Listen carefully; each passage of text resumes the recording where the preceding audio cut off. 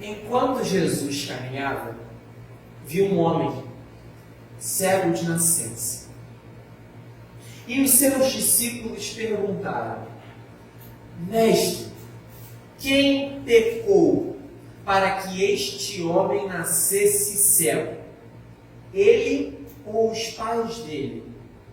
Jesus respondeu: Nem ele pecou, nem os pais dele pecaram, mas isso aconteceu para que nele se manifestassem as obras de Deus. É necessário que façamos as obras daquele que me enviou enquanto é dia. A noite vem, quando ninguém pode trabalhar. Enquanto estou no mundo, eu sou a luz do mundo. Depois de dizer isso, Jesus cuspiu na terra, fez lama com a saliva e com a lama untou os olhos do cego. E então disse ao cego: Vá lavar-se no tanque de Siloé. Siloé quer dizer enviado. O cego foi, lavou-se e voltou vendo. Até aqui a palavra do Senhor. Mantenha sua Bíblia aberta e os irmãos podem se sentar. A história continua. É o capítulo 9 inteiro de João. Mas a gente vai se deter nesses 9 primeiros versos. Fiquem firmes, não desanimem, porque as suas obras serão recompensadas. Essa é a frase que eu leio todo dia quando eu desço da minha rua de Predileto em direção ao metrô de Predileto. No final da minha rua tem um grupo de mototaxistas e eles pintaram essa frase na parede lá da praça que eles ficam. Fiquem firmes, não desanimem, porque as suas obras serão recompensadas. Parece que é o lema desses mototaxistas. Quando eu ouvi pela primeira vez, eu confesso que eu dei uma risada, porque esse lema está do lado daquele versículo famoso de adesivo de van, sabe? Tudo posso naquele que me fortalece. Acho que todo mundo já pegou uma van, uma Kombi com aquele adesivo, vai. Esse adesivo, tá, metade das pessoas que não são cristãs, mas acham que são, tem esse adesivo tatuado na pele. O Neymar tem esse adesivo tatuado, vai. Tem esse tudo posso naquele que me fortalece.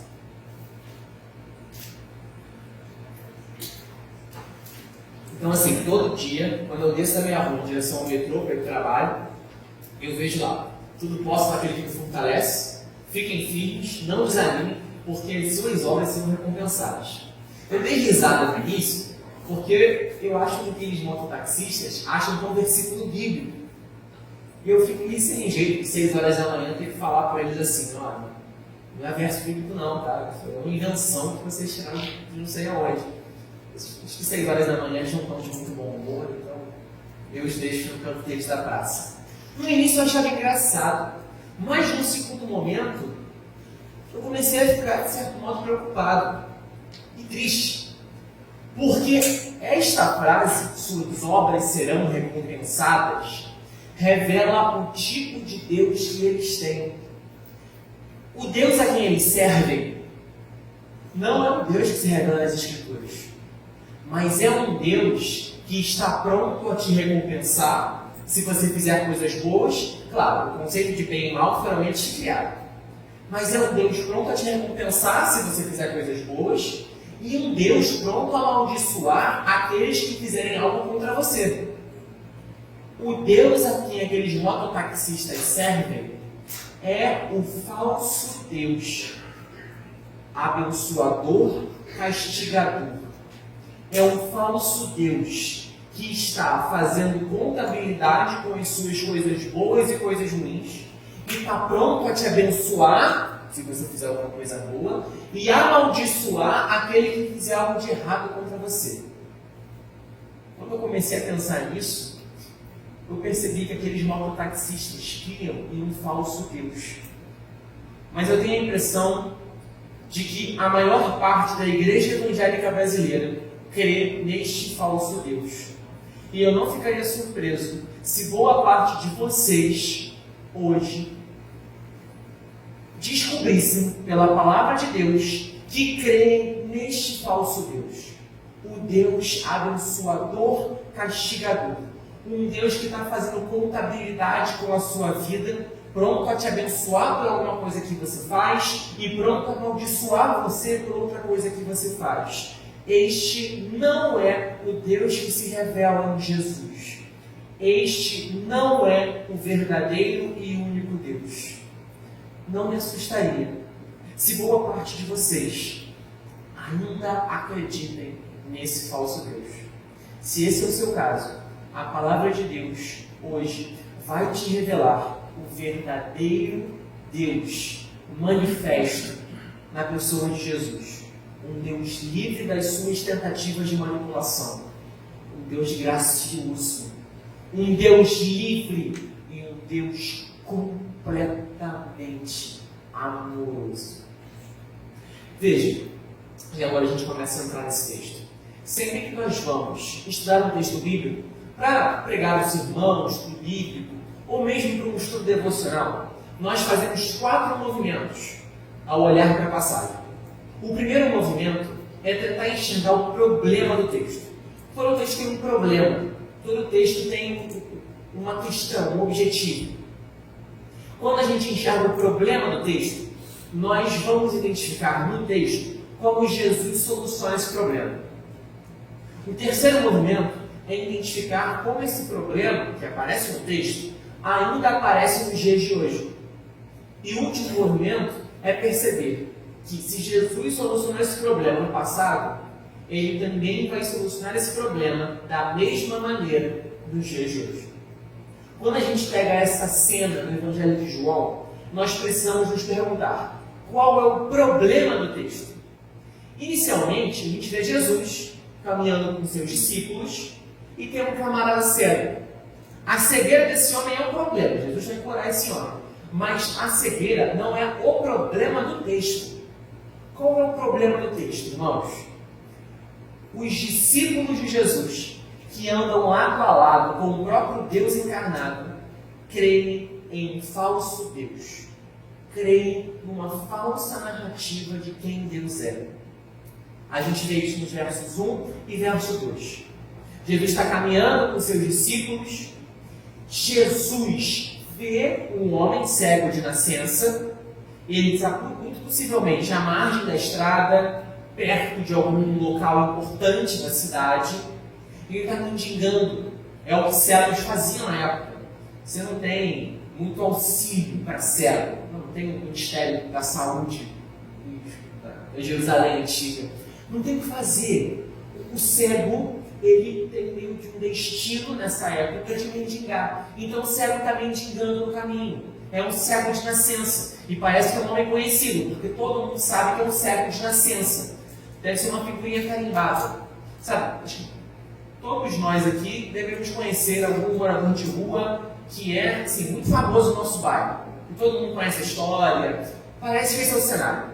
É uma espécie de mendigo cego de nascença que todos sabem a história dele. E sabem, portanto, ter um cego de nascença. Os discípulos prontamente querem uma explicação para a cegueira daquele homem. Então perguntam para Jesus: Jesus, mestre, quem pecou para que ele esteja desse jeito? O pensamento dos discípulos por trás da pergunta é o seguinte: ninguém fica cego desse jeito à toa. Esta é uma punição de Deus pelo pecado de alguém. Na mentalidade judaica da época, as doenças eram punição divina pelo pecado. E se alguém nasceu cego, alguém pecou para ele estar desse jeito. Alguns rabinos da época, rabinos eram uma espécie de pastores da época, eram mestres. Os rabinos da época ensinavam que os cegos de nascença eram um castigo aos pais.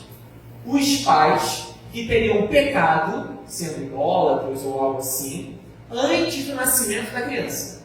E como punição pelo pecado, o filho nasceria cego. É por isso que os discípulos perguntam no verso 2: os pais dele pecaram? Só que os discípulos também perguntam: foi ele que pecou? Gente, pensa comigo. Ele é cego de nascença, certo? Como é que ele pode ter pecado para nascer cego? Será que ele pecou no útero da mãe? Alguns rabinos entendiam que sim, tá? Alguns rabinos entendiam que o feto poderia pecar. E por isso Deus puniria ele no ventre da mãe com a cegueira. Olha o absurdo que se pensava, né? Achou que era só isso? Achou errado. Tem pior. Alguns rabinos ensinavam que nascer cego era uma punição pelo pecado que você teve em vidas passadas. Pois é, alguns rabinos acreditavam em reencarnação. Onde eles tiraram isso da Bíblia? Não faço a menor ideia. Mas alguns rabinos ensinavam que nascer cego era uma punição de vida, uma punição divina, para o seu pecado em vidas passadas. E os discípulos de Jesus estão nesse fervilhão de ensinos loucos e perguntam para Jesus: Jesus, quem pecou para que esse homem nascesse assim? Foi ele em vidas passadas? Foi ele no ventre da mãe? Foi os pais dele antes de ele nascer?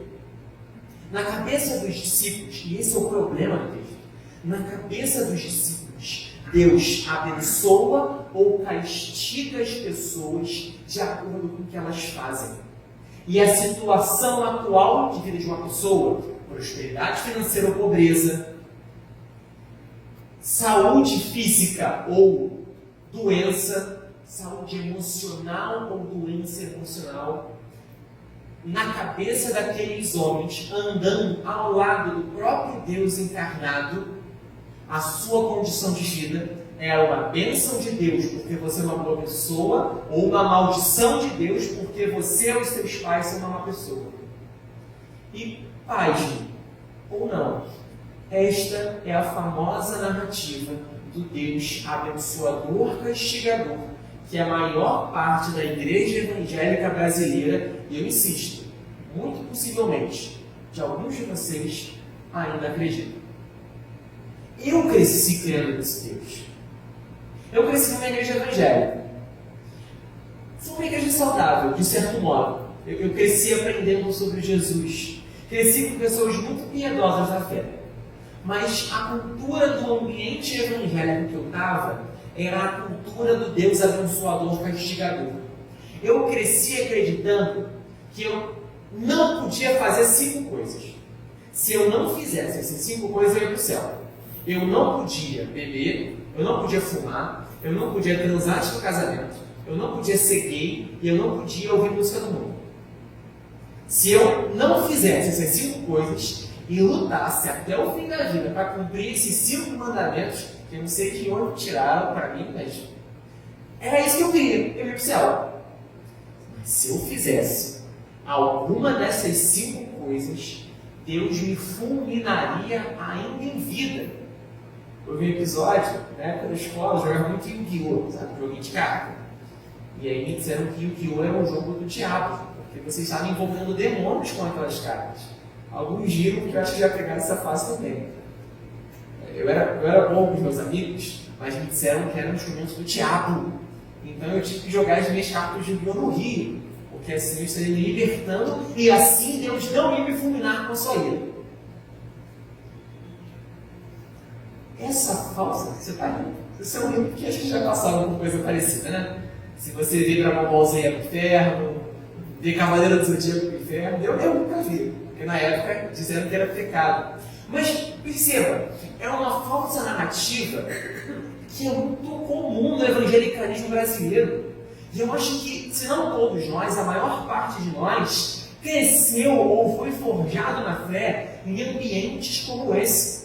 Não se engana, a igreja presbiteriana também está cheia de gente que acredita nesse falso Deus. Um Deus que te abençoa se você fizer coisa maneira e te amaldiçoa se você fizer coisa ruim. No fim, é você que controla esse Deus. No fim, é você que controla as ações desse falso Deus. Esse Deus não é livre. Esse falso Deus é escravo do seu comportamento. Este não é o Deus que se revela nas Escrituras. Não me espantaria que metade de vocês acredite nesse tipo de Deus. Eu já ouvi coisas. Vocês acham que isso foi muito ruim? Acho que todos vocês se lembram do incêndio da Boate Kiss, no Rio Grande do Sul. Quantos de vocês não ouviram coisas do tipo: Deus está castigando o Rio Grande do Sul porque é o estado menos evangélico do país? Lembram-se do acidente do Ricardo Boechat, jornalista da Band? Teve um acidente de helicóptero, morreu, e aí disseram: não, Deus está punindo ele porque ele é ateu. Como se cristãos não tivessem acidentes de carro cotidianamente. Nessa narrativa, esse cristão é culpado porque ele é pecador. Então Deus fez com que ele batesse com o carro. Percebe a loucura desse tipo de narrativa? Esta é a narrativa dos discípulos. Quem pecou para que isso acontecesse? Ele não acreditava em Deus, então Deus o castigou e acabou com o helicóptero dele. E coitado do piloto do helicóptero, estava só de puxa na história. Coisas absurdas como, eu acho que todos nós ouvimos coisas do tipo: Deus mandou a pandemia para o Brasil como um castigo porque alguma escola de samba representou Jesus na avenida. Quantos cristãos vocês não ouviram com esse tipo de discurso? Quantos ditos pastores não disseram isso de púlpito? Como diziam os profetas da antiga aliança: o meu povo padece por falta de conhecimento. Nós temos pelo menos 2 livros da Bíblia, Jó e Eclesiastes, escritos para refutar essa ideia de que coisas boas acontecem só com pessoas boas e coisas ruins acontecem só com pessoas ruins. Mas nós temos aqui, em João capítulo 9, versos 1 e 2, os discípulos de Jesus ainda com essa mentalidade. Se ele nasceu cego, é porque ele merece, é porque ele tem pecado na conta. Se você está mal financeiramente, essas pessoas diriam: é porque você está pecando e Deus está te castigando. Se você está doente, é porque Deus está te castigando. Este é o falso Deus que os discípulos acreditam. E talvez seja o falso Deus que você está cansado de adorar. Você está cansado disso? Eu acho que você está cansado, tem virado um jargão meu. Mas você não está cansado desse falso Deus, que você só tem medo dele? Esse Deus não merece seu amor. Porque esse Deus é falso. Ele não existe. Esse Deus exige seu medo. E quantos adolescentes da minha geração de igreja não abandonaram a igreja porque estavam cansados de ter medo desse tipo de Deus? A gente achava que estava pregando o Evangelho.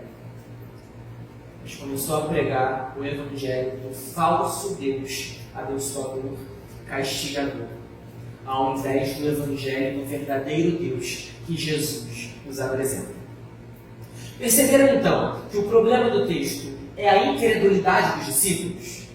Incredulidade em falsa fé. Eles creem no Deus errado. Como Jesus vai solucionar esse problema? A partir do verso 3, ele responde. Verso 3. Nem ele pecou, nem os pais dele. Ô, gente, é claro que eles pecaram. Concorda comigo? Eles são seres humanos. Em algum momento eles pecaram. Mas o ponto não é que eles nunca pecaram. Jesus está respondendo eles. Não. Eles são pecadores, ok. Mas ele não está cego de nascença porque ele pecou ou porque os pais dele pecaram.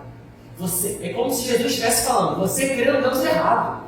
Você está crendo errado. Você está direcionando a sua fé para o Deus errado. O verdadeiro Deus que eu estou apresentando para vocês não é escravo do seu comportamento. Não é manipulado pelo seu comportamento. É um Deus completamente livre. E livremente gracioso e amoroso. As pessoas olham para aquele homem e não veem um homem, veem um cego. Eles olham e veem uma doença e tentam achar motivos para a doença. E quantos de vocês não olham para os seus amigos, colegas de trabalho, familiares e percebem assim: não, aquela pessoa ali é mais sucedida na vida porque ela não é dizimista. É óbvio, o hábito do dízimo te ensina a lidar com suas finanças. É um pressuposto básico. O dízimo é um mandamento de Deus e o dízimo te ensina a lidar com finanças. Consequentemente, você vai ser abençoado. Mas, percebe, você olha para a pessoa e já está buscando um motivo. Porque você não vê mais uma pessoa, você vê um problema. A pessoa tem uma doença. E aí você começa a pensar, o que ela deve ter feito de errado para Deus amaldiçoar ela? É o mesmo problema. Você está crendo num falso Deus. Enquanto os discípulos e vocês estão olhando para a doença, Jesus está olhando para a pessoa.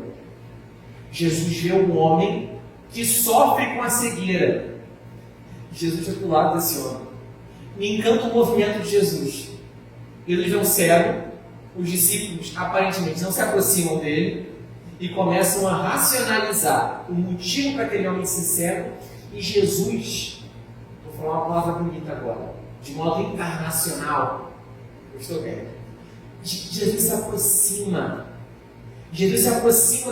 do mendigo, do que não vale nada, como ele se aproximou de nós.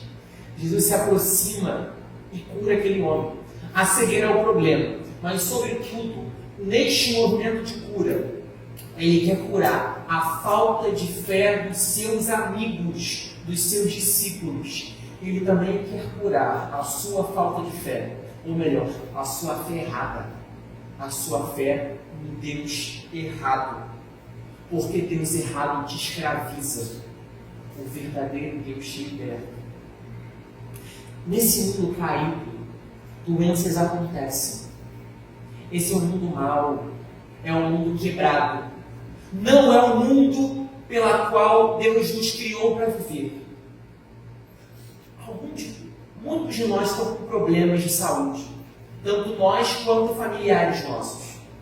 A gente fica abatido com isso. Se fosse passar o microfone, acho que todo mundo aqui ficaria uns 10 minutos pelo menos no microfone. Todo mundo tem problema. E todo mundo fica angustiado. Por que você fica angustiado? Você fica angustiado quando vê o sol nascer? Não. Você fica angustiado quando chove? Chuva normal? Não. Porque você foi feito para o mundo que o sol nasce. Você foi feito para o mundo que a chuva cai. Mas você não foi feito para um mundo de doença. Você não foi criado para um mundo em que pessoas morrem.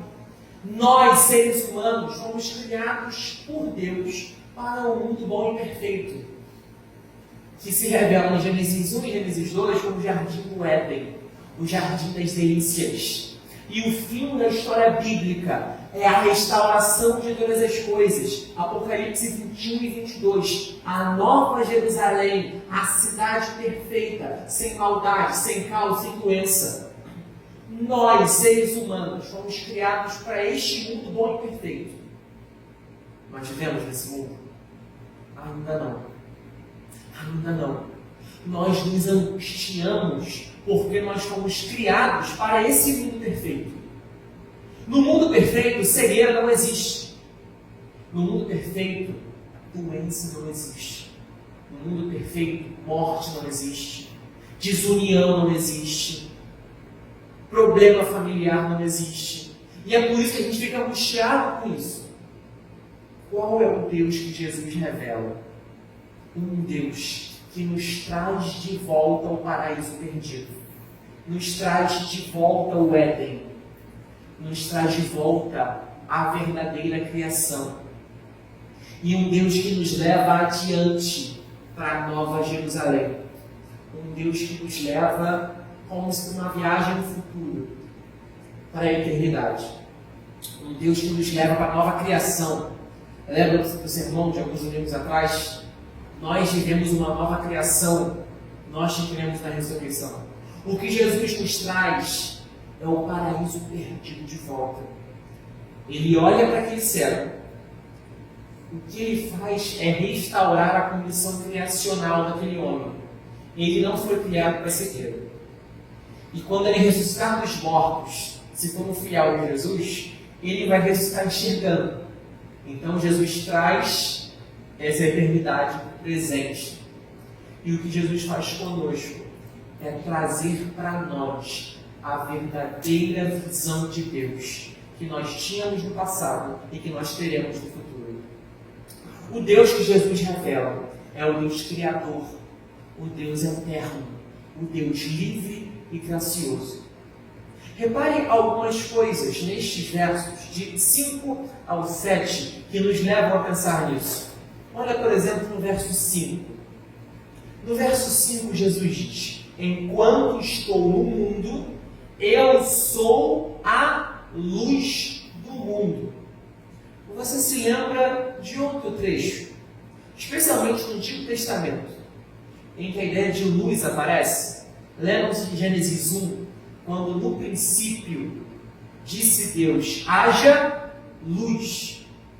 O mesmo Jesus que João diz, no primeiro capítulo de João, que aquele que é a palavra. João está fazendo vários paralelos aqui. O livro inteiro de João é um grande paralelo com Gênesis. Fica para um estudo bíblico posterior, não cabe dentro do sermão. Mas João está fazendo vários paralelos entre Gênesis e o seu Evangelho. É intencional João colocar essa frase de Jesus. É como se João estivesse dizendo assim: aquele que fez todas as coisas no princípio também está aqui e vai restaurar não só a visão desse cego, mas vai restaurar o seu coração incrédulo para crer no verdadeiro Deus. No verso 6 e verso 7, Jesus manda esse camarada fazer uma coisa meio extravagante, meio peculiar, né? Jesus podia só falar: enxergue. E ele enxergaria. Jesus já fez isso antes. Os evangelhos contam várias coisas. Mas Jesus age de modo peculiar aqui. Jesus cospe no chão e quando mistura saliva com a terra, a nossa tradução diz lama. Mas, irmãos, terra molhada é barro. O que Jesus faz é, assim como Deus no princípio cria Adão do pó da terra, do barro, é como se Jesus estivesse passando o barro que faltava. É como se Jesus estivesse moldando o que ainda falta a ser criado nesse homem. Os paralelos com Gênesis 1 e 2 não são à toa. O Deus que Jesus revela nesse texto é um Deus criador, é um Deus livre, é um Deus gracioso, é um Deus que do nada criou todas as coisas, é um Deus que não está preso ao seu comportamento, é um Deus que não está preso às suas tentativas de manipulação. Do nada Ele criou tudo. Ele é completamente livre e completamente gracioso. O que aquele homem fez para merecer isso? O que aquele homem fez para merecer a cegueira? Nada. O que aquele homem fez para merecer a cura? Nada. É tudo graça.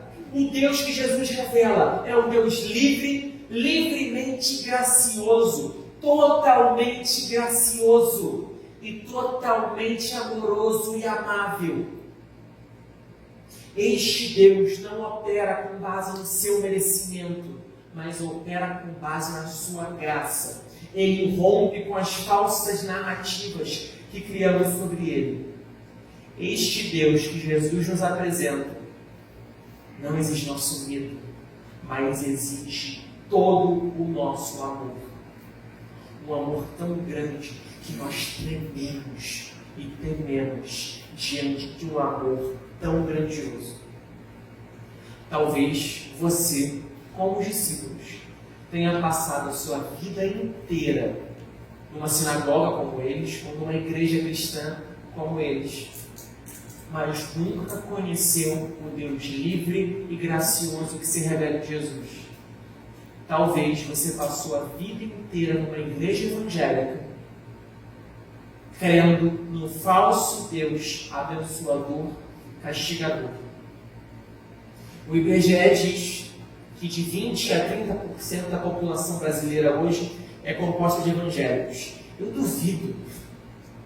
Irmãos, vocês também deveriam duvidar. boa parte dos evangélicos que vocês conhecem, e talvez vocês, acreditam neste falso Deus, ao invés de crer no Deus que se revela nos evangelhos. Por que isso acontece?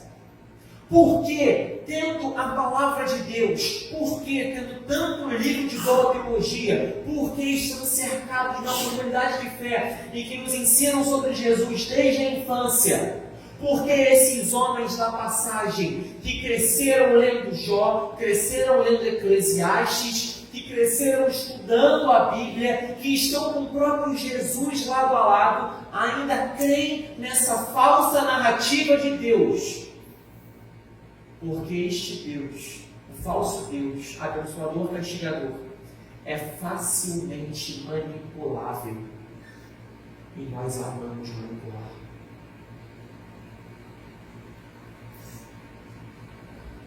Você manipula esse Deus. Esse falso Deus age escravo do seu comportamento. Então, se você fizer coisa boa, esse Deus é obrigado a te abençoar. E se alguém fizer alguma coisa errada contra você, é como se você botasse um bastão de beisebol na mão de Deus e desse uma ordem para Deus. Ó, agora ele fez algo de errado contra mim, você bate nele. O que você quer é manipular esse Deus. Porque no fim, você queria ser Deus. Eu queria ser Deus. Eu queria. Por você não. Constantemente eu queria manipular tudo e todos, para que tudo agisse conforme a minha vontade. E dia após dia, momento a momento, eu preciso ser moldado pelo Espírito Santo e pelas Escrituras para me arrepender desse pecado e lembrar que existe um Deus que não sou eu. Nós amamos, eu me incluo, nós amamos essa falsa narrativa de Deus, porque a gente consegue controlar esse Deus. Porque nós, talvez, gostaríamos de ser Deus. A palavra de Deus nos revela um Deus completamente livre, acima das amarras que eu mesmo criei. O falso Deus exige que você faça coisas. Ou melhor, você exige que o falso Deus faça coisas para você. O verdadeiro Deus é completamente livre. Livre das suas tentativas de manipulação. Quantos de nós, especialmente que crescemos na igreja, de não tentar controlar a vontade de Deus com ações eclesiásticas, ações institucionais, sabe? Trabalho na igreja, então eles têm que me abençoar. Dediquei meu sábado inteiro para ensaiar, então minha segunda-feira tem que ser abençoada. Não. Venho no culto domingo de manhã e domingo à noite. Então, Deus tem que duplicar minha conta bancária. Tu está vindo para a igreja adorar Satanás e não adorar Deus. Se você acredita nessa narrativa, não se engana. Tu pode ter passado a vida inteira na igreja adorando Satanás. Tu pode ter passado a tua vida inteira trabalhando na igreja sob o chicote de Satanás, tentando agradá-lo.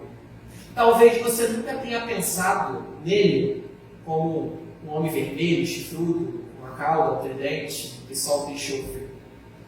Talvez você imagine um homem idoso, de barbas brancas, longas, sentado no trono, quase que nem Zeus da mitologia grega. Talvez você não o chame pelo nome de Satanás. Talvez você tenha um chamado pelo outro nome que ele atende: Deus. Você não imagina o pata rachada. Você não imagina com o nome Satanás. Mas você chama de Deus o próprio Satanás. Porque se você passou a vida inteira cultuando o falso Deus, abençoador, castigador, que você tenta manipular na palma da sua mão, você nunca adorou ao Deus verdadeiro. A Bíblia nos diz que só existe um Deus, o Deus Criador que se revela em Jesus, todo gracioso, todo amoroso, todo bondade, livre das suas tentativas de manipulação. Se você passou a sua vida cristã até aqui, sem conhecer e adorar esse Deus, é porque você conhecia e adorava o próprio Satanás, travestido de Deus. Satanás é astuto. E ele te escravizou por muito tempo. Como ele tem escravizado muitos cristãos evangélicos no Brasil. Talvez você tenha sido escravizado por Satanás até hoje.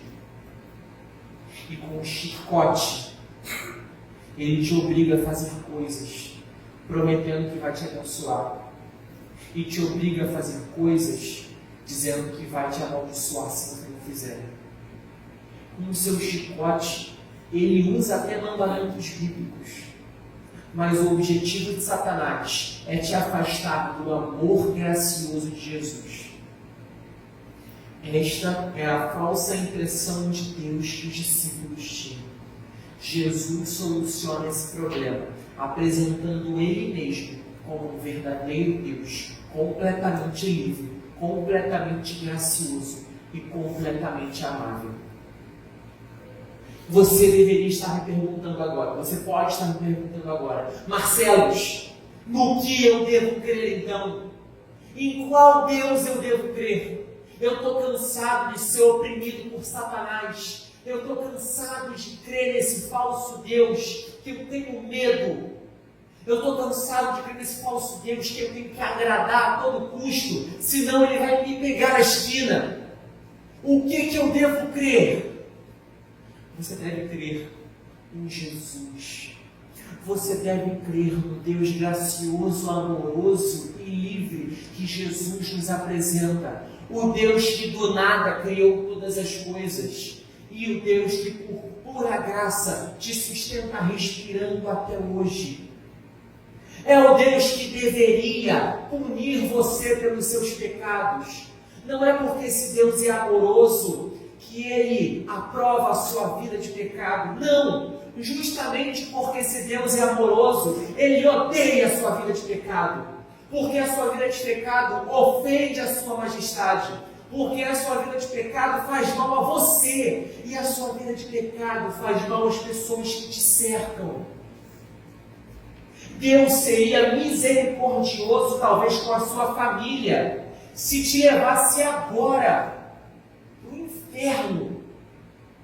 Deus seria misericordioso com você, com a sua família e com os seus colegas de trabalho, se te punisse agora por todos os pecados que você tem cometido. Ele livraria as pessoas ao seu redor do seu coração corrupto. Mas Deus, graciosamente, se dispõe a transformar o seu coração corrupto em um coração regenerado. O que você fez para merecer isso? Nada. Pura graça. Por pura graça, esse Deus que Jesus nos apresenta se encarna e se humilha no seu lugar. Por pura graça, esse Deus que Jesus nos apresenta se oferece para morrer numa cruz, levando a punição sobre os seus pecados. Por pura graça, esse Deus está morto no sábado. Por pura graça, esse Deus ressuscita no domingo. Por pura graça, este Jesus te revela um Deus completamente gracioso e amoroso, que perdoa todos os seus pecados por pura graça, sem nenhum mérito seu, rompendo com todas as falsas narrativas de mérito, todo o falso Deus que você creu até agora.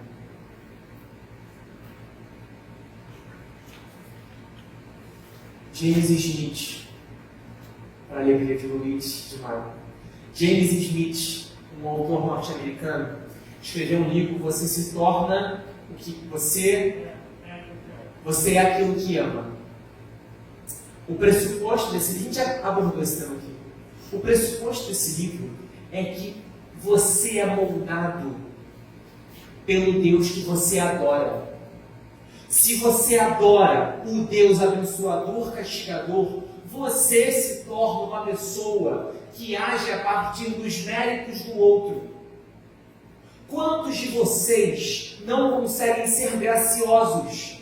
Não conseguem ser misericordiosos e perdoadores? E é óbvio que não. Você não crê num Deus misericordioso. Você não crê num Deus gracioso. Você crê no Deus que amaldiçoa ou abençoa pessoas com base no mérito do outro. Sabe?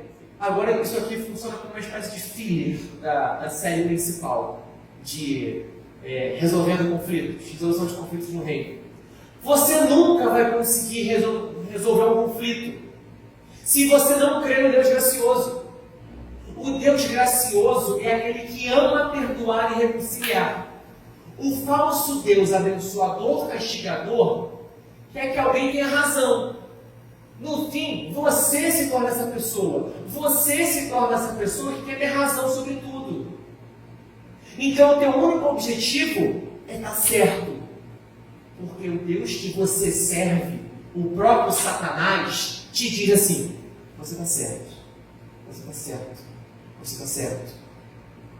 Eu vou amaldiçoar o outro, eu vou amaldiçoar o outro. Se você crer nesse falso Deus, você nunca vai conseguir ser gracioso, porque você não conhece graça, porque você nunca foi alvo da graça. O dia da graça é hoje. O dia da conversão é hoje. O dia de crer no verdadeiro Deus gracioso e amoroso que se revela em Jesus é hoje. E quanto mais você adorar este Deus, mais você vai se tornar gracioso. E você vai amar perdoar. Porque você vai descobrir um Deus que perdoa. Um Deus que olhou para você, ofensor, e foi até você para te perdoar. Como ele foi até o cego curá-lo, e ele foi até você para te perdoar, você vai se transformar numa pessoa que ama ir até a pessoa ofendida e pedir perdão. Você vai se transformar na pessoa graciosa que pede perdão e perdoa. Quando você conhecer o Deus gracioso que se revela em Jesus. Mas enquanto você ainda crê no falso Deus que os discípulos criam, isso nunca vai ser realidade para você. Nunca. Jamais. Esse Deus gracioso, que morreu pelos seus pecados, ressuscitou pelos seus pecados, sem você merecer, fez tudo isso tão somente por amor. Tão somente por amor. É por amor. Quebra as falsas narrativas que você tem. O Deus que Jesus revela vai acabar com você. Ele te ama. O seu amor é tão forte que vai te refazer por completo. É como que ouro numa fornalha. Quanto mais forte o fogo, mais as impurezas derretem. E só resta o próprio ouro. O amor de Deus é tão constrangedor e tão intenso que todos os seus pecados serão exterminados. Quanto mais você descobrir o tamanho do amor gracioso desse Deus. É um amor, de acordo com Sofonias capítulo 3, talvez o meu texto favorito da Bíblia. É um Deus que ama a ponto de gritar para você no seu amor. Sofonias capítulo 3, verso 14, depois você vê lá. É um Deus que grita de amor para você. E por que ele faz isso? Por pura graça. Esse Deus não pode ser controlado por você. O amor de Deus vai te constranger a mudar completamente a sua vida. George Herbert, pastor britânico do século XVII, escreveu um poema intitulado Amor. E é com ele que eu vou terminar esse sermão, porque eu não conheço uma explicação melhor sobre o amor de Deus do que o poema desse pastor. Um amor que rompe com as falsas narrativas que nós criamos. Um amor que acaba com todo o nosso pecado. O amor me acolheu, mas minha alma retrocedeu, culpada de pó e pecado. Mas, claro e evidente, o amor, vendo-me hesitar, desde o meu primeiro passo, aproximou-se de mim, com doçura, perguntando-me se alguma coisa me faltava. Um convidado, eu respondi, um convidado digno de estar aqui. O amor disse: tu serás o convidado. Eu, mau, ingrato, meu amado, não posso olhar para ti. O amor me tomou pela mão e, sorrindo, respondeu: quem fez esses olhos, senão eu? É verdade, Senhor, mas eu desmanchei, que a minha vergonha vá para onde merece. E não sabe, disse o amor, quem foi que assumiu a crítica sobre si? E numa virada de chave, agora o lírico responde: meu amado, agora eu servirei. É necessário que te sentes, disse o amor, e saboreis a minha comida. Então sentei e comi. Eu vou disponibilizar esse poema para vocês no grupo da igreja.